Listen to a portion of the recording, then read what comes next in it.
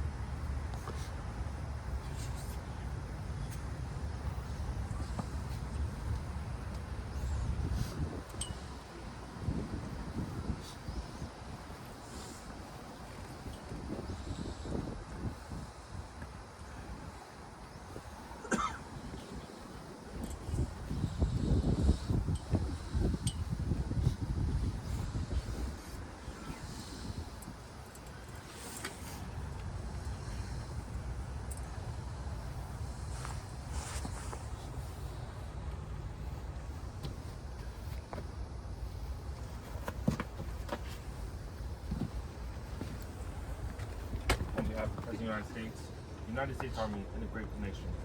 Please accept this flag as a symbol of our appreciation for your loved one's honorable and faithful service.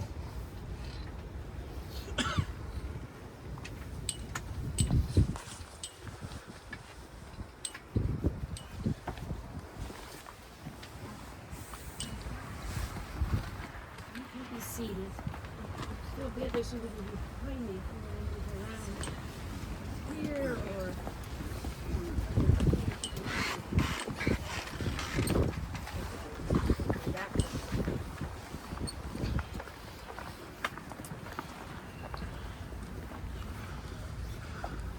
we gather together today as a dear family and friends of Irving Richard Berger. As we mourn his loss, must also celebrate the full, rich life he led. Death has taken our beloved Irving. Friends grieve in their darkened world. In their silence, there's lamentation. In their tears, there's loneliness. Lost to their sorrow, may they find the presence of loving friends. Hear them, O God, and be with them. For his love that united us in life, and which death cannot sever. For his companionship which we shared along life's path, and which still continues the tenderness of memory, for the gift of his heart and his mind which brought us joy and happiness, and now become a precious heritage of the Spirit. For all these and more, God, we give you our praise. In his sorrow, Job cried out, "Anayin natan v'nailakach, yehi Shem Ananayim v'rach." God has given, God has taken away. Blessed be the name of God. An ancient people were well acquainted with grief, with the valley of shadows. Death and sorrow are not strangers to us. Yet the centuries have taught us that a good name endures beyond the grave, and there is strength in faith. With Job we say, Adonai Natan, God you have given. You gave us a loved one who will not be forgotten. For all was good and enduring in his life, we offer the deepest thanks of our hearts. Titled To My Father. A giant pine, magnificent and old, stood staunch against the sky, and all around shed beauty, grace, and power. Within its fold, birds safely reared their young. Beneath was gentle, and the cooling shade gave cheer to passers-by. Its towering arms a landmark stood erect and unafraid, as if to say, fear not from life's alarms. It fell one day. Where it had dauntless stood was loneliness and void. But men who passed paid tribute said, to know this life was good. It left its mark on me. Its work stands fast. And so it lives, such life no bonds can hold. This giant pine, magnificent and old. Mi go bo'alecha, mi yishkon b'har kodshecha. Adonai, who may abide in your house, who may dwell in your holy mountain? A man of integrity, who acts justly and speaks truth in his heart, who has no slander in his tongue, who does no evil to his friend, and has no insult for his neighbor, who has contempt for the wicked, but honors those who fear God, who gives his word, and come what may, does not retract, who does not exploit others for gain, nor take bribes against the innocent. One who lives in this way shall never be shaken. Adonai ro'i lo exar, bina desha yarbitzeni, amem anachokin achaleni. Please join me if you're familiar with the words of the 23rd Psalm. The Lord is my shepherd, I shall not want. He maketh me to lie down in green pastures, leadeth me beside the still waters, and restoreth my soul. He guideth me in straight paths for his name's sake. Yea, though I walk through the valley of the shadow of death, I shall fear no evil, for thou art with me. Thy rod and thy staff, they comfort me. Thou preparest a table before me in the presence of my enemies. Thou hast anointed my head with oil, my cup runneth over. Surely goodness and mercy shall follow me all the days of my life, and I shall dwell in the house of the Lord forever. The Baal Shem Tov, the Hasidic Rebbe, once observed that there are three ways we mourn. The first is with tears, the second is with silence, and the third is with song. When we mourn someone truly beloved, we experience all three. Tears at first, then silence as our grief settles more deeply. And finally, song as we're able to celebrate the memories we hold deep in our hearts. So today is a time for tears as we say our final goodbyes to Irving. We each remember Irv in our own way. To Karen and Denny of blessed memory, and Alan and Bonnie, Irv was a beloved father. Lauren and Shira and Josh and Marnie will all remember Irv as a loving grandfather. And Eton, Liel, Shai, Theo, Betty, and May will all remember Irv as adoring Papa, Poppy with the white hair. Throughout his life, Irving was a devoted husband to Marilyn and a dear brother to Sandy and Margie, all of blessed memory. And Beverly remembered Irv as a caring, kind companion. Irving was born in Beaver Falls, PA on January 16, 1926 to Albert and Elsie Berger. His parents immigrated from Hungary, and Irv liked to teach his children and grandchildren Hungarian words that he learned growing up. Irv's family moved to Cleveland when he was 6 years old. He grew up here and graduated from John Hay High School. Then he enlisted in the Army and served under General Patton in Eastern Europe. Irving credits surviving the war to a summer school class he took on Morse code. He wasn't even planning to take summer school, but two of his friends were going, so he tagged along. That class helped him become a radio operator, and he stayed safe. When Irving came home, he attended Fenn College, now Cleveland State University, and got a degree in business administration. A date took Irv to the Heights High prom, and it was there that he first met his beloved Marilyn, who was there with another guy. But that was the beginning of their long relationship. They were married on March 27, 1949, by Rabbi Cohen at Park Synagogue, and shared 59 wonderful years together. Irv went to work for his brother-in-law in the steel business, but it wasn't for him. So he went to work for his father-in-law in accounting, which was a good fit, a great fit, we should say. Karen was born in 1950 and Alan in 1953, both in December, 9 months after tax season. First, the family lived in South Euclid, and then they moved to Beechwood in August of 1960. Karen and Alan remember their annual summer trips to Niagara Falls with their parents' Friday night club, the friends they played cards with on Friday nights. On Sundays, it was Irv's choice for dinner. He always chose steaks on the grill and fried rice and egg rolls from China Gate. Irv loved his dog Tuppence, or Tuppy, and always took him to work during tax season. Irving and Marilyn liked to travel. They visited Sarasota, Acapulco, Hawaii, California, Las Vegas, and Europe before they bought their place in Lake Worth, Florida, where they enjoyed many winters. Marilyn called herself a snowflake because she liked to come back and forth for her important job, volunteer job, running the Park Synagogue gift shop. But Irv liked to stay in Florida all winter because he could. Alan picked up all the tax work during the busy season. Irving was so proud when Alan went to work for him. He loved that they created a 3-generation accounting firm. Irv worked into his mid-80s. Irv had such loyal clients and friends, and clients that became friends. Alan still has some of his dad's clients from 1952.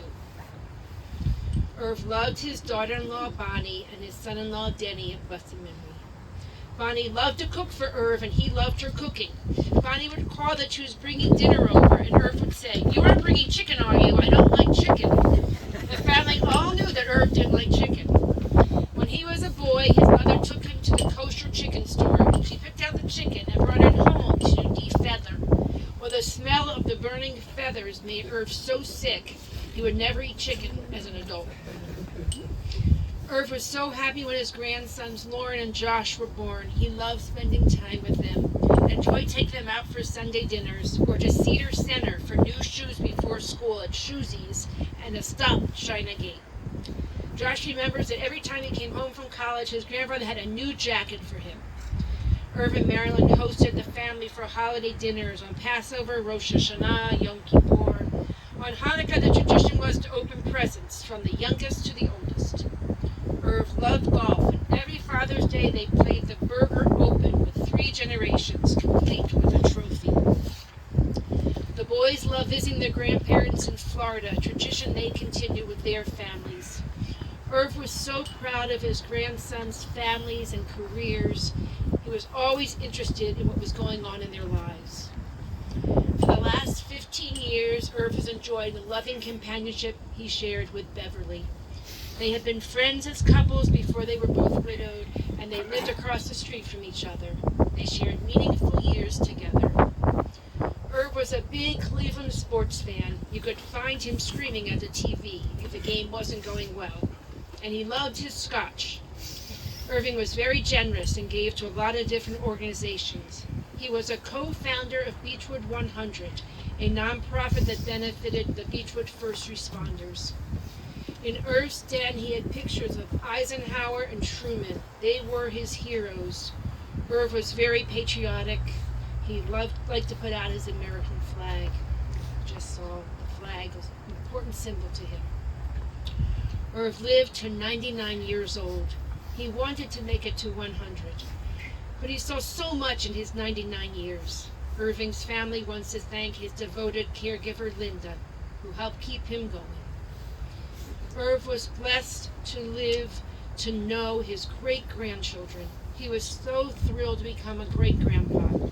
He gave Eitan his first ice cream cone when they were visiting Florida. And Eitan will wear his Happy Irv Bar Mitzvah Talit for his upcoming Bar Mitzvah function. As Eitan wraps the Talit around him, I hope he will feel Irv's presence. And so, today may be a time for tears. We were saddened by the loss of Irving, but we learned much from him, especially how to care for one another. Let these tears serve to strengthen and uphold you as a family. There's a story in our tradition about a rabbi who once passed an old man planting trees. Sir, he called, why are you planting those trees? You'll never live to see them blossom.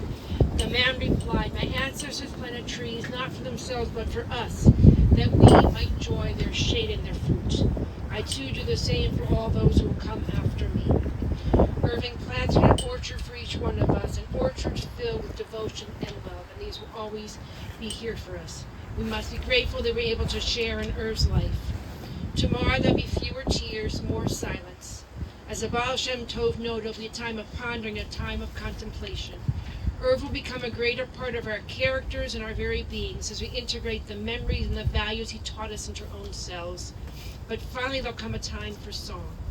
The time will come we can celebrate Irv when we recall all that we learned from him and how he touched each of our lives. May he rest in peace. Zecher Tzadik Livracha.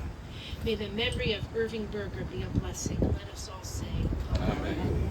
And I'd like to call Lauren and Josh to share some personal words about their pappy Irv.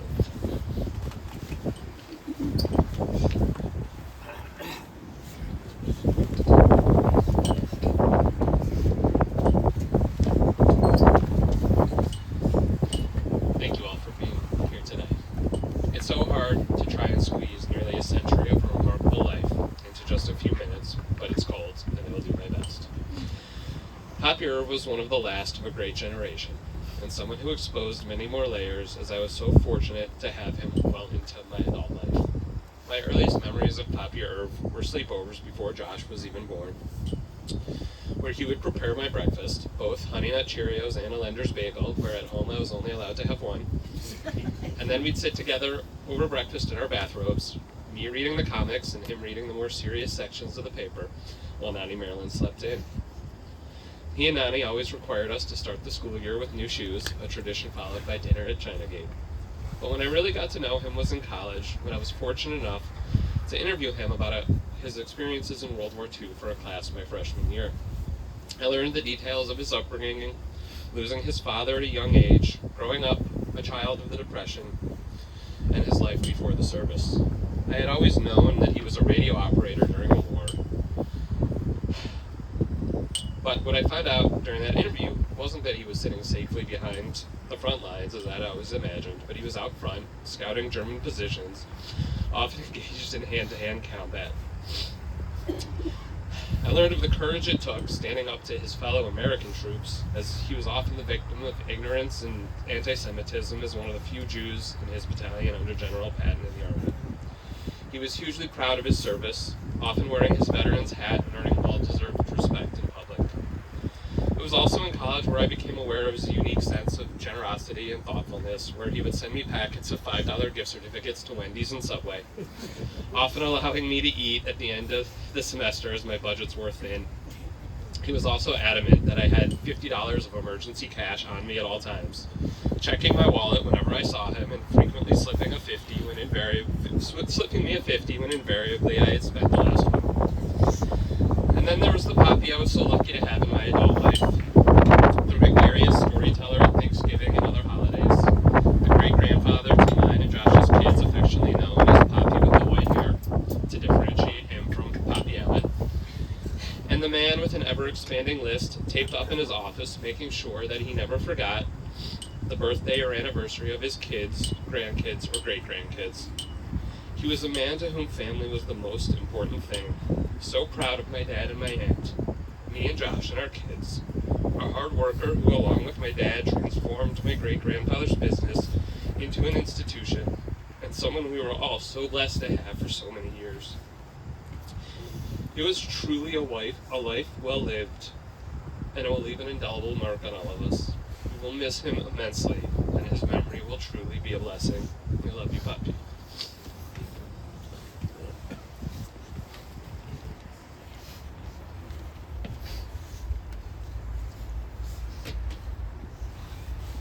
I'll be brief as well because it is pretty cold. There's not much more that can be said than what my brother already said. Poppy Irv, or as they reference Poppy with the white hair, was truly a great man. As my brother stated, he was very proud of his military career. And he always liked to remind us of the reason why he was an radio operator was because of that summer school that he took with his two friends, because there's nothing better to do. He also liked to remind us that is why we are all here today on this earth. Poppy took his education very seriously, as when he came back to Cleveland and graduated from Penn College in 2 3/4 years, while at the same time helping take care of the rest of his family. He instilled in us that education was indeed very important. I took that lesson to heart and decided that education was so important, I stayed an extra year and took a victory lap at Ohio State. But there were also many things Poppy taught me as well, like never wear white socks with black shoes, and random Hungarian phrases such as Kashmuriak, which we think means bad driver, but could have meant something else. As referenced his terrible experience watching his mom pluck a chicken for dinner with the feathers, he let us always tell us that chicken was indeed food. But he also taught us about the importance of family, loyalty, and work ethic. Besides the many years of stories from Poppy, I was fortunate enough to visit Poppy Monday night with my dad at the hospice house. For a few hours, as my dad and I had coffee and Poppy lay there, we laughed, cried, and my dad told stories, some I've heard and some I hadn't, about Sunday dinners, and how regardless of what was going on in tax season or not, the family would get together, Poppy and I, as an enjoyed family, as well as the delicious food referenced as steak and fried rice and egg rolls. There were stories of the countless clients who would come visit them during tax season, bring cheese and wine and talk for hours, or the clients who became part of the family throughout the years, from Blue until today. Stories of the countless trips to Torrance, California, Las Vegas, or the seasonal family trip to Niagara Falls. Even though you live to 99, and we consider ourselves extremely lucky to have a grandparent this far in life, I still feel like we should have had more time. But I'm also so thankful for the lessons you taught our family and the time we spent during your almost century on this planet. I'll miss you and I love you, Poppy.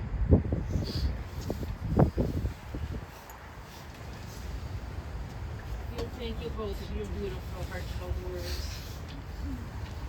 If you're able, please rise now for Elmalei Rachamim.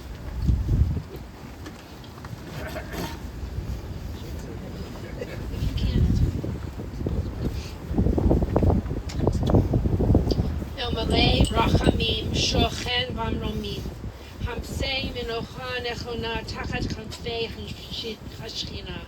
Im Kedoshim Otohorim Kazor Harakia Mazirim Et Ishmat Yitzhak ben Avraham Be'elka Halach La'olamo Bal Harachamim Yadu Rechu Seter Knefav Olamim V'yitzor B'yitzor Hachayim Et Ishmato Adonai Chonach Anto V'yanuach B'Shalom Al Mishkavo V'Nomar Amen. Compassionate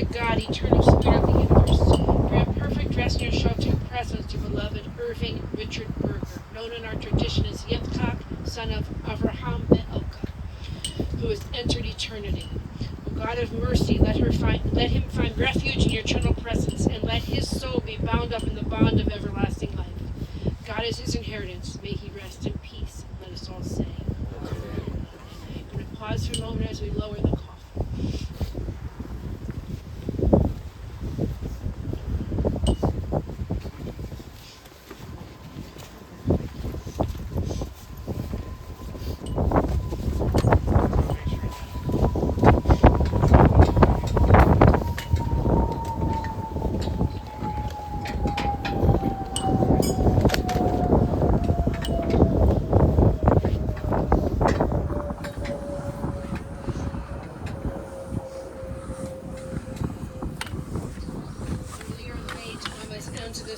Return to the source of being.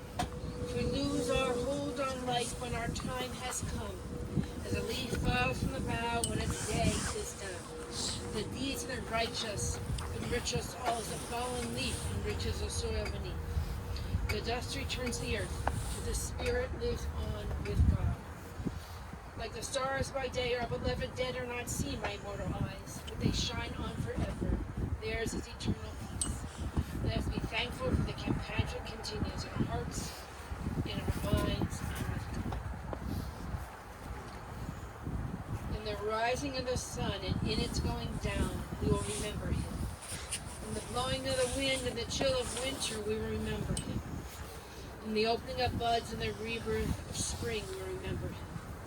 In the rustling of leaves and the beauty of autumn, we will remember him. In the beginning of the year and when it ends, we remember him. When we are weary and in need of strength, we remember him. When we have joys we yearn to share, remember him. So long as we live, he too shall live, for he is now a part of us as we remember.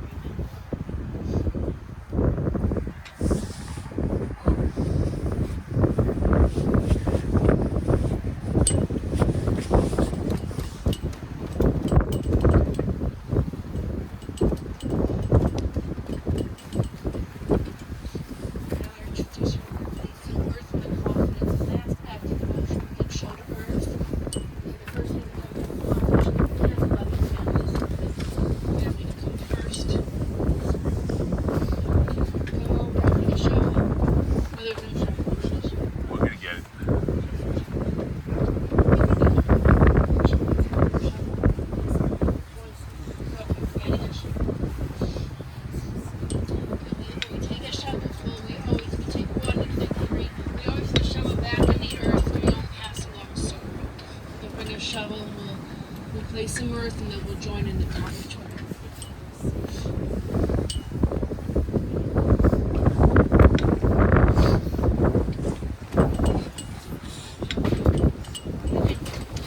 There you go.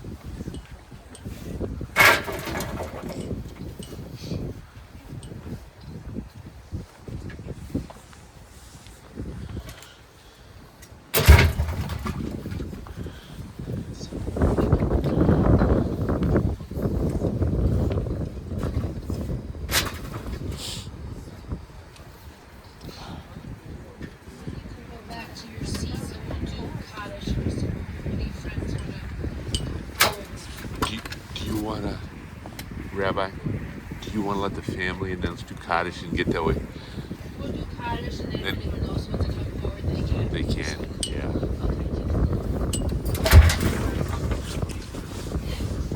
Join with me in church. Yetgadal, Kadosh Shemei Rabbah, V'yamad Yirach Hirutei V'yamlit Malchutei, V'chayechon V'yomechon, V'chayechon Beit Israel. V'agalav Bizman Karim Vimru, Amen. Hey Shmei Rabbah Mivarach Le'olam Amay Amaya. Barak Vishtabach V'yitpa'ar V'yisraman Yosei V'yitadar V'yitaleh V'yitalal Shmei Kedusha Brechu Oh Berchata V'shirata Shluchata V'nechamata Damran V'yalma V'yimru Amen. Hey Shlama Rabba Min Shemaya V'chayim Aleinu V'al Kol Yisrael Amen. Osei Shalom V'imraman Huyasei Shalom Aleinu V'al Kol Yisrael V'imru Amen. May God grant peace to those who mourn and comfort all the bereaved among us. And let us all say, Amen. Left Kish, left Hanan. Go your way, for God has called. Left Renayim, go your way, and may God be with you.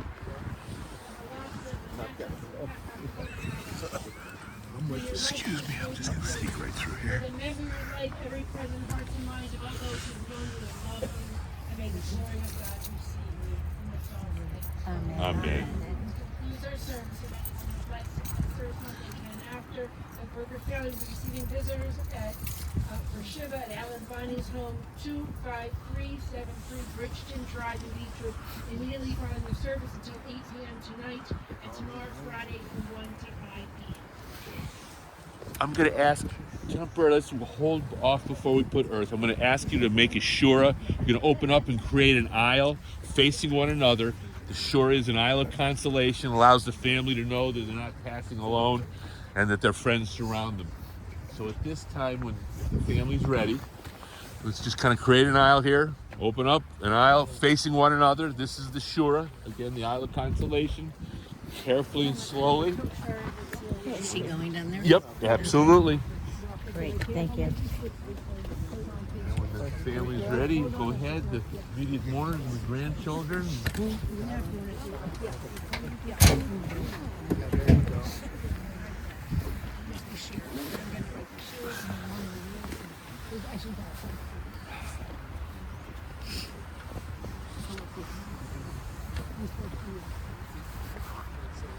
Anyone else want to do earth?